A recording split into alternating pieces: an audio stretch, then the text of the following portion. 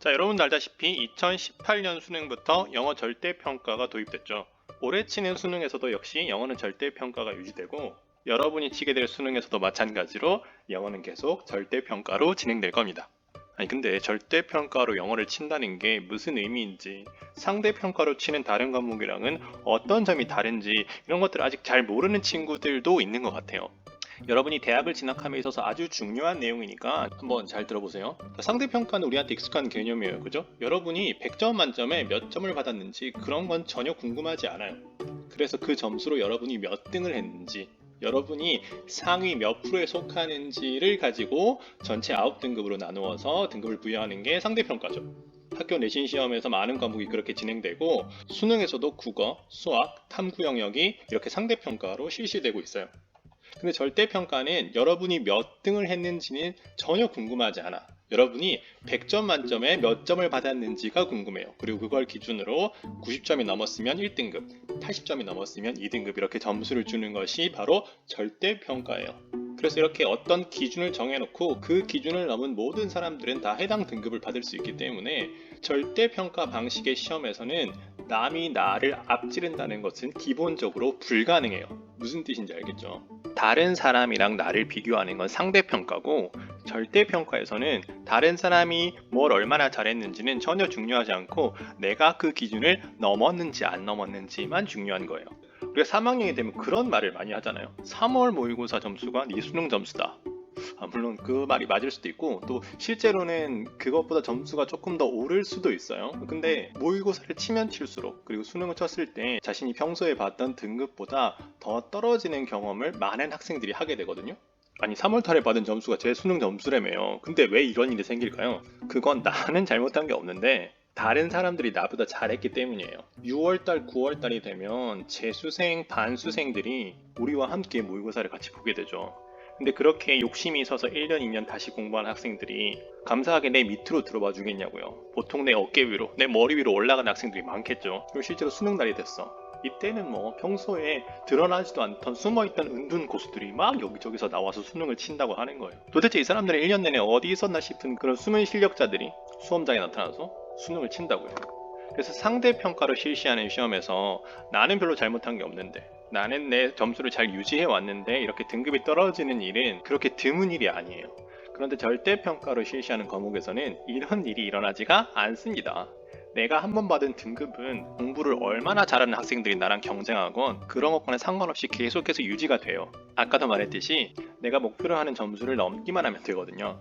아니 그럼 선생님, 1년 내내 학생들의 실력은 계속해서 오를 텐데 1000명이든 10,000명이든 1등급 점수를 한 사람들한테는 전부 다 1등급을 다 준다는 말씀이신가요? 네, 맞아요. 절대평가는 그런 의미예요. 어떤 특정한 등급을 받을 수 있는 인원수 제한 같은 건 없어요. 그러다 보니까 2018년에 처음 절대평가를 도입했을 때 영어 1등급을 받은 학생들의 비율이 얼마였냐?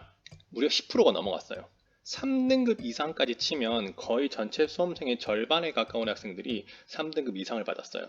이때 영어 선생님들 진짜 많이 놀랐어요. 근데 그 이후로는 난이도가 조절이 되면서 이렇게 2018년처럼 엄청나게 많은 학생들이 1등급을 받는 일은 일어나지 않았지만, 그래도 2020학년도 수능 보세요. 여전히 다른 과목에 비해서는 더 많은 비중의 학생들이 1등급을 가져가고 있다는 걸 알 수 있죠. 이건 너무 당연한 거예요. 1등급이라는 방 안에 들어오는 학생들은 무제한으로 들어올 수 있고, 일단 한번 들어오면 자리가 없다고 나가라고 하는 일이 없거든요. 이건 확실히 명수를 정해놓고 등급을 부여하는 다른 과목에 비해 수험생 입장에서는 유리한 부분이 맞습니다. 그런데 우리 학교 사정을 좀 살펴볼까요? 양지고에서는 그럼 1등급을 몇 명이나 받고 있을까? 올해 3월에 3학년 학생들이 전국연합 학력평가를 쳤죠. 양지고에서 1등급을 몇 명을 받았느냐? 전체 258명이 시험을 쳤거든요. 그 중에서 1등급을 받은 학생의 수는 2명이었습니다. 퍼센테이지로 치면 0.78%였어요.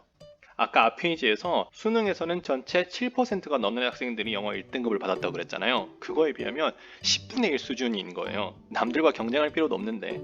그리고 그 누구도 방이 비좁으니까 나가라라고 얘기하는 사람도 없는데 그 방 안에 들어온 사람이 2명밖에 안 되는 거예요. 이건 다른 곳에서 이유를 찾을 수가 없어요. 이유는 딱 하나예요. 양지고 학생들이 영어에 대해 투자하는 시간과 노력의 양이 그만큼 적었다라고 밖에 볼 수 없어요. 선생님 입장에서 안타까운 건 절대평가가 가지는 유리한 점을 우리 학교 학생들이 충분히 누리고 있지 못하다는 거예요. 여러분이 지금보다 영어에 많은 투자를 해서 영어에서 원하는 등급을 받게 됐다. 그럼 어떤 장점들이 있을까요? 내가 2등급이든 3등급이든 목표를 세워서 그 목표를 2학년 동안 아니면 3학년 초에 미리 달성을 했어요. 그럼 물론 그 자체로도 좋은 일이죠. 전체 등급도 올라가고 당연히 대입에서 유리해지겠죠. 근데 또 어떤 장점이 있냐면 영어는 내가 어느 정도 감을 유지해주고 특별한 실수를 하지 않는 이상은 계속해서 나의 등급이 유지가 되기 때문에 내가 필요한 등급을 미리 확보를 해뒀다면 3학년이 돼서 영어에 공부할 시간을 다른 과목에 투자할 수 있는 여유도 덩달아 생겨요. 만약에 영어가 상대평가였다면 그럴 수 없었을 거예요. 수능을 치기 직전까지 여러분은 계속해서 영어를 다른 과목과 동일한 비중으로 공부를 해야 될 거예요. 안 그러면 남들이 나를 따라잡을지도 모르니까. 하지만 여러분이 원하는 등급을 2학년 말이나 3학년 초에 미리 확보를 해뒀다. 그러면 여러분에게는 그 바쁜 3학년의 시간을 다른 과목 공부에 투자할 여유가 생깁니다. 이건 굉장히 중요한 거예요. 다른 과목 공부는 이런 식으로 할 수 없죠. 영어가 절대평가이기 때문에 이러한 전략이 가능한 겁니다. 다른 어떤 과목보다도 먼저 투자하고 먼저 등급을 확보해 둬야 되는 과목이 바로 영어예요. 여러분이 대학을 수시로 가더라도 수능 최저를 보는 학교들이 굉장히 많이 있죠. 여러분은 최저를 맞추기 위해서 여러 가지 경우의 수를 계산을 할 텐데 이때 여러분의 계산을 조금 더 쉽게 도와주는 과목은 절대평가 과목이거든요. 여기 보시면 예를 들어서 국어, 수학, 영어, 과탐 중 두 개의 영역 등급 합 5 이내라고 했어요. 이 중에서 두 개를 고르면 되는 건데 내가 만약에 영어를 2등급을 만들어 놨어요. 그럼 이 2등급이라는 등급은 내가 큰 실수를 하지 않는 이상은 웬만해선 바뀌지 않을 테니까 다른 국어나 수학이나 과탐과 같은 과목에서 이제 3등급 이상만 노리면 되겠다. 그죠? 그리고 다른 과목들은 수능에서 실제로 뚜껑을 열어봐야 등급이 나오는 거지만 영어만큼은 내가 등급을 훨씬 더 쉽게 예측할 수 있기 때문에 고정값, 상수로 두고 계산을 할 수 있는 거죠. 왜 지금 당장 영어에 투자를 많이 해야 되는지 좀 감이 오시나요? 지금 많은 대학들에서는 글로벌 인재를 양성하기 위해서 정말 많은 노력을 하고 있습니다. 교육부에서도 어학연수나 인턴십 같은 프로그램들을 통해서 대학생들에게 해외로 나갈 수 있는 기회를 더 많이 제공해 주려고 하고 있고요. 당연히 대학 입장에서는 자신들의 대학의 브랜드 이미지를 높여줄 글로벌 인재들이 필요할 텐데 그럼 여러분 생각해 보세요. 어떤 학생을 뽑고 싶겠어요? 우수하고 성실한 학생을 뽑고 싶은 건 기본이고요. 영어를 잘하는 학생들이 우리 대학에 많이 들어와주면 정말 좋겠다. 그죠? 그리고 실제로 여러분이 대학을 가보면 해외로 나갈 수 있는 기회들이 정말 많이 있거든요. 심지어 잘 찾아보면 내 돈 안 쓰고 나갈 수 있는 기회들도 있어요. 그런데 그런 기회가 주어졌을 때 어떤 기준으로 학생들을 뽑냐면 기본적인 성적 외에도 반드시 영어를 본단 말이에요. 토익이나 토플 같은 시험 점수를 볼 수도 있고 자체 영어 시험을 칠 수도 있고 근데 그런 기회가 여러분 앞에 왔을 때 여러분이 영어 실력이 안 돼서 그런 기회를 잡지 못하면 너무 아쉽잖아요. 여러분이 학교에서 영어 과목을 선택했을 때 그 영어 과목은 생기부에 어떤 식으로 기재가 될 수 있냐면 일단 기본적으로 영어 의사소통 능력에 대한 내용이 들어가겠죠. 그리고 이 능력은 아까도 말씀드렸다시피 대학 생활을 할 때나 아니면 앞으로 여러분이 살아가는 데 있어서 정말 많은 기회로 이어질 수 있다는 거.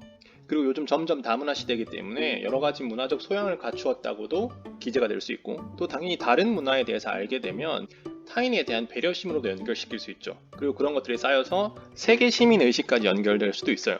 물론 여러분이 영어 시간에 성실하게 수업 활동을 따라와줬다는 전제하에 이런 것들이 기재가 되겠지만 이런 내용들은 당연히 앞에서 봤던 대학들이 학생들에게서 보고 싶어하는 자질들, 능력들이라는 거예요. 이런 것들을 갖춘 학생들을 뽑고 싶어 할 테니까. 그래서 여러분 내가 영어를 선택한다는 것, 영어 과목에 투자를 한다는 것은 우선 1차적으로 당연히 영어와 직접적으로 관련이 있는 학과에 진학하거나 그 학과에서 공부를 하는데 많은 도움이 되겠지만 그 외에도 정말로 많은 계열, 많은 학과에서 영어 의사소통 능력은 물론이고 다문화적 소양, 그리고 세계 시민의식, 글로벌한 마인드 이런 것들을 갖춘 학생들을 뽑고 싶어 한다.